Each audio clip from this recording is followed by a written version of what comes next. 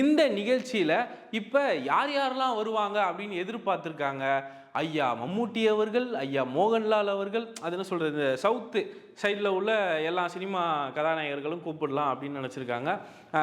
அப்புறம் வேறு யார் சொல்கிறது, இந்த பக்கம் அண்ணன் சிவராஜ்குமார், அதுக்கப்புறம் மேலே வந்துட்டு நம்ம மகேஷ் பாபு அண்ணன், இவங்களெல்லாம் கூப்பிடலான்னு இருந்திருக்காங்க. ஆனால் அண்ணன் சிவராஜ்குமார் அவர்கள் மட்டும் வந்திருக்காங்க.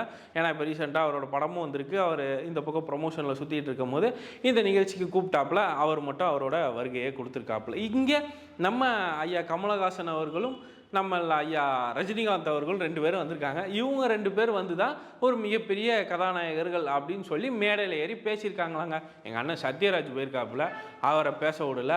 அப்புறம் நம்ம நயன்தாரா போயிருக்காங்க, மேடையில் ஏற்றி பேசி அழகு பார்ப்பாங்க அப்படின்னு. நயன்தாராவை பார்த்தீங்கன்னா அவங்க எந்த ஒரு படத்தோட வெளியீட்டு விழாவுக்காவையோ அதோட பாராட்டு விழாவுக்காவையோ எதுக்குமே போக மாட்டாங்க.